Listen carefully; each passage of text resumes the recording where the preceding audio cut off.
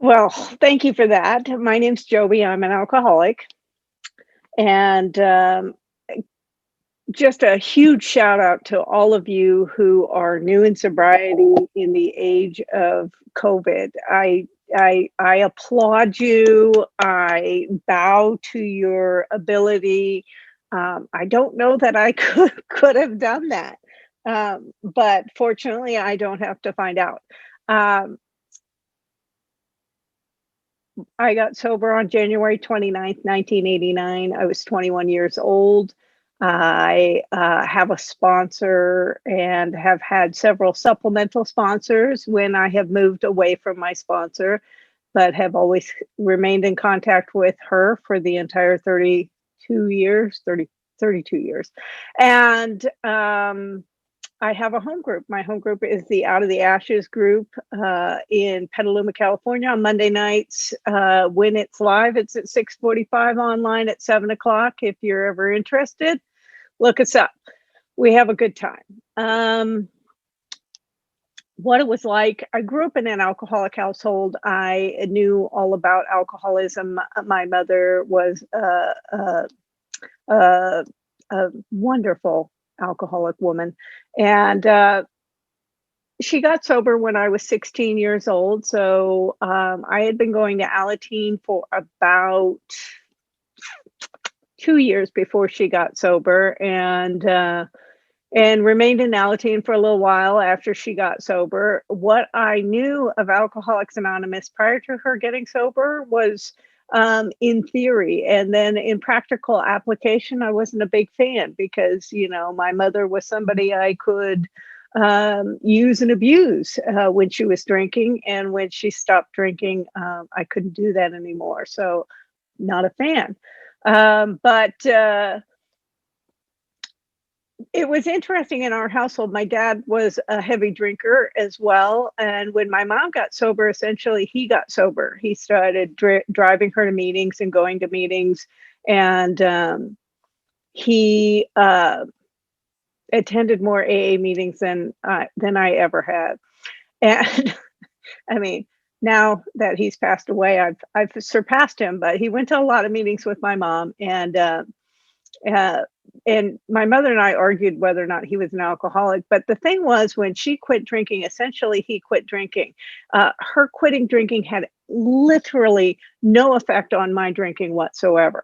If anything, I started to forget what alcoholism looked like because I wasn't watching her in the middle of it all the time, and I continued to just do what I was doing. And what I was doing was drinking a lot. I started drinking when I was 7 years old. I became the bartender at our house, and I didn't start drinking alcoholically until I was 13. And when I was 13, I discovered that I didn't really fit in this world as I saw it. And I found that drinking made me feel it less acutely. And so I drank mostly on the weekends because I was severely underage. And I found that, I learned from my mom that I didn't want to drink around people I knew because then they'd talk about me and all that kind of stuff. So what I did was found places, and they were nice places, that I could take the bus into Oakland, California, and I'd find the bars that would serve a 13-year-old, as long as you paid your tab and didn't cause any trouble. I don't think you could get away with that today, thank goodness, but that was the way I drank. I was serious about my drinking, and I didn't want to. I didn't want to party. I didn't want to be around people that knew me. I just wanted to drink. I wanted to drink hard and fast, and I just wanted to make all the feelings go away. And that was essentially what I was doing. And needless to say, everything that was important in my life, sports. I was a huge tomboy, so I was big into sports. I was a huge tomboy, so I didn't get along with boys except for his friends. And then I started to try to date, and that didn't work very well. So it was just, I was a hot mess for all through my school years. And so by high school, everything started falling to the wayside. I stopped playing sports. I stopped being involved in my church. I was raised Catholic, and I was very involved in the Catholic Church growing up. And but one pattern that I had developed was I would have a group of friends, I would use them up, and then I would move on. And so I had just graduated from high school in 1985. I was at the end of my stint with my current group of friends, and it was New Year's Eve, just about to turn 1986. And I was with a group of people who had known each other their whole lives, and they had this special bottle of wild turkey that they had saved for that particular New Year's Eve. And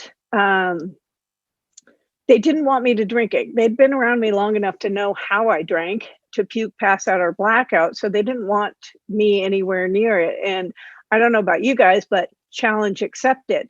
So I got my hands on that bottle at New Year's when, everybody let their guard down to say Happy New Year's to one another.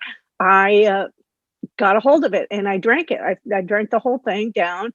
I was not particularly a fan of wild turkey, but okay. And what was it significant about that moment in time was no matter how much I had drank up to that point, I still felt the look on everybody's face as they stared at me. And I knew the thought behind that look because it was the same look I used to give my mother all the time. You poor, pathetic slob. What is wrong with you? Why? Why do you have to be this way? And what was really significant about that was that I was feeling that. And clearly, I hadn't had enough to drink. So I continued to drink that night. And I came to 8 days later in 4-point restraints at Highland Hospital. Somewhere along the line, I had wound up in Fresno and then worked my way back up here. I had started out in Pinole. Uh, and so Juliet. Little shout out to you there. So that was what my drinking was like. Blackouts. It wasn't the first time I had come to 4-point restraints. So this was not unique. But what was interesting about it was that the doctor who was talking to me as I lied there in 4-point restraints in my own filth started asking me questions about my drinking, and I didn't find it necessary to tell her the truth. And so she stopped asking questions and said, well, Miss Carlson, however it is you drink, if you continue to do it the way that you're doing, you may not live to see your 30th birthday. And she explained to me what cirrhosis of the liver was all about and what I felt in my side every time I vomited, which was every time I drank. And that was significant enough to scare me. So what I did was I left that hospital with the desire not to drink anymore. I still didn't want to feel my feelings. So I went and found all the other mind and mood altering chemicals that I didn't bother with because alcohol did everything I wanted it to do. And so I started doing those other things while attending a regular AA meeting once every 3 or 4 months. And the way I would generally do speaker meetings, but every once in a while I'd find myself in a regular speaker discussion meeting and hopped up on cocaine. I like to talk. I love to talk. Juliet knows this about me. You can only imagine what I was like when I was hopped up on cocaine and at a meeting of Alcoholics Anonymous telling you how to get sober. I had no idea what I said. A lot of the long timers love to remind me of what I was like then. But what happened was I continued to do that for the next 3 years, going to, like I said, regular meeting every 3 or 4 months. And one day I was at the Tri-Valley Fellowship in Pleasanton. It was a speaker meeting, the woman talking. I didn't relate to her story. She lost her husband, her children, her job, her car, her house. I didn't have any of those things to lose. I was always smart enough to quit the job before I got fired.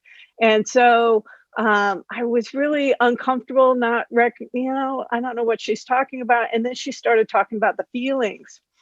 And wow, okay, now that hurts. I can feel that. I recognize that. And I quickly left to go have a cigarette and hang out in the half measures room because I don't want to identify, don't want to hear these things, and I don't want to feel any of this. Um, and so I was talking to this nice young man who was working the coffee bar there at Tri Valley that night. And he was asking, he was, a year sober, 18 years old, knew everything about Alcoholics Anonymous. He was on fire with sobriety, and he's asking me all the good questions. Well, who's your sponsor? And I said, I don't have a sponsor. And he says, well, what step are you on? And I said, I don't know. And he said, well, how long have you been sober? And I said, 4 years. Now, it had been 3 years since I'd had a drink, and maybe a day or so since I'd done any drugs, but 4 years, I was not capable of telling the truth. I don't know why I lied about that. I lied about so many things that I have no idea why. It just was the way I was. And so he asked me to chair his meeting the next day. And I don't know about the rest of you, but I have a little bit of an ego. So I said, of course, I'll speak at your meeting. I didn't know what sharing at a meeting was going to be. I mean, I hadn't paid attention enough. So the next morning, January 29th, 1989, I got down on my knees and I prayed to God that I'd given up on many, many years before. And I said, I'm in over my head. You got to help me out here. And so I showed up at that fellowship and I said, my name's Jobbie and I have 1 day of sobriety today. Much to the chagrin of the secretary, who pointed me out, said she had 4 years last night, had to cover his ass, right? So I told them what it was like. I didn't know anything else and they asked me to keep coming back. And it had been a long time since people had asked me to come back to anything. So I did. I had nowhere else to go. I started going to meetings every night. On the weekends, I hung out. I played pinochle with all the old men at Tri Valley Fellowship. I still don't know how to play pinochle, but I would go there and I'd hang out, and I just had nowhere else to go. Nobody was looking for me. And somehow it just started to connect. It started to fit. I started to fit in. I started to feel at home. I was sober for about 3.5 weeks when I, knew I needed to work a good solid 4-step, right? So I didn't have a sponsor at that point. So I was paying attention at the meetings that I went to, and there was this one woman who would do this beginners meeting at Tri Valley, and she and her significant other were the two leaders of the meeting. And he was this larger than life storytelling kind of guy. I loved him, still love him. He and I are just simpatico, lots of big hands. I'm my kind of guy. But what interested me about her was she could sit still quietly throughout the meeting, just gently interjecting things here and there into his big stories. And I was fascinated by that.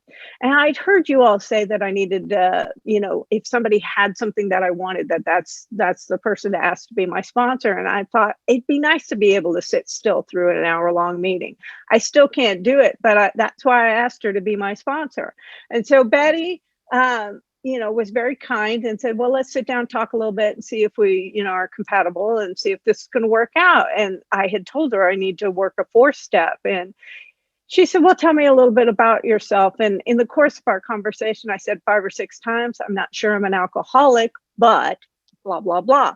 And so she said, if you'll indulge me, I'd like to go back to the 1st step. And I was a little offended, but I had been hanging around long enough to know that I was supposed to pay attention to the people who'd been sober longer than I had. So I was gracious and I allowed her to take me back to the 1st step. And it was the only assignment she ever gave me as a sponsor, and that was to write down on with pen and paper the story of my last drunk that I shared with you. And I wrote that down, and it's really not hard when you look at it in black and white to realize, yes, in fact, I am an alcoholic. Just because I didn't drink like my mother, which was my excuse all the time, doesn't mean that I'm not an alcoholic. It just means I hadn't gotten to the point of drinking every day yet. I wasn't old enough to buy alcohol yet. I mean, come on. So anyhow, I I started to work my steps with Betty, and we went through, and I would be on the path with her, and then I'd find a shiny object over here, which was a new 4-step guide or a new therapy program, group therapy over here, and I'd go try that out. And then I would call her one night, and I would say, "What does this have to do with my drinking?" And she'd say, "I don't know. Maybe you should perhaps try the book." And so I kept coming back to the book with her. And then when I was very fortunate, when I was 6 months sober, I got to go to a big book seminar weekend with Joe and Charlie.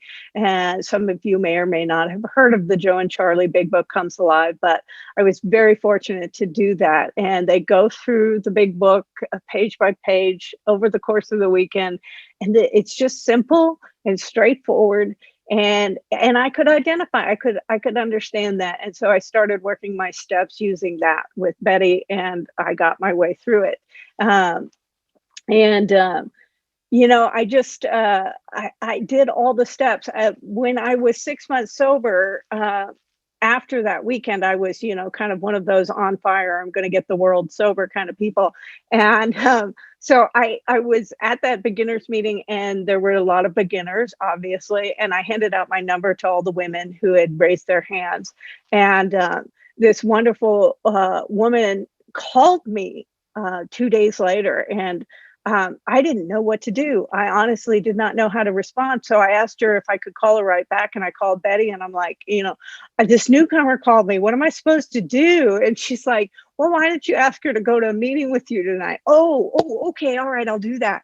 So I called her back, and I said, let's go to a meeting. And so Lisa and I spent the next probably 3 months going to meetings, and usually going out to eat before meetings, and talking about the steps and stuff like that. And we just did it. She was a great friend to me. And then she was a little adultier than me, had a career and had to move, and she moved away, but we kept in touch.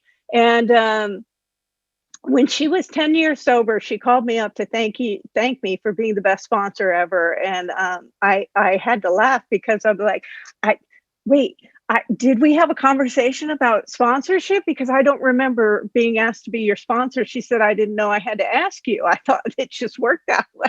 So they're the best sponsee I ever had. I didn't know I had. Um, I also got very involved in young people's. I started going to conferences, Ikipa, Akipa, all those kinds of things. I got railroaded into all kinds of service, general service, uh, and I had a great time doing it. I got to meet so many wonderful people. I have friends all across the country, all across the world now, and I feel very fortunate for that. I have done life on life's terms pretty well for the last 32 years. There have been a lot of ups and downs. Uh, my father, who was my very best friend, my mom passed away. It was funny. Tri-Valley Fellowship, there was a lot of concern, because there was a lot of people who did not know that Huggy Diane was Jobbie's mom. So they weren't sure if they should go to Huggy Diane's funeral or Jobbie's mom's funeral to support Jobbie. And when they showed up, they got a twofer. So when my dad passed away, he was at the Tri-Valley Fellowship. It was a Saturday night. He had set up chairs for the meeting, and dropped dead of a heart attack while he was there. So AA has been a huge part of our family. Both my brother and sister have tried to get sober, have not succeeded. I continue to just plug along, doing what I got to do. Met a boy in AA, got married. The boy is no longer in AA, but that was I determined my love for him was not contingent upon his sobriety, although he doesn't drink, but his behavior, I keep an eye on that. I gave birth 18 years ago to an amazing little man who has a whole lot of issues with his brain and challenges, and I keep showing up to do the things that are required of dealing with that. And I do it with a little bit of grace, a little bit of dignity, a whole lot of screaming, a whole lot of swearing. But none of it has ever brought me to a place where I felt it necessary to take a drink or a drug. And for that, I am eternally grateful to Alcoholics Anonymous. the one message that I like to leave with everybody every time I pitch is this: whatever you go through in sobriety, at least this has been my experience, is that if you go to enough meetings of Alcoholics Anonymous and talk to enough sober members of Alcoholics Anonymous, you will find somebody who's gone through what you're going through, and they will show you how to do it sober. And for that, I mean, how lucky are we? How lucky are we? I don't know how the rest of the world does it without having that built-in support system, that the place to go, the people to call on, to just hang tight. I I feel blessed to be here. If I could not be an alcoholic and still have this, that'd be okay too. But you know, you take the good with the bad. So I think that's all I have to share tonight. And I'll turn it back over to you, Juliet. And I don't really have a topic. Sorry, not tonight.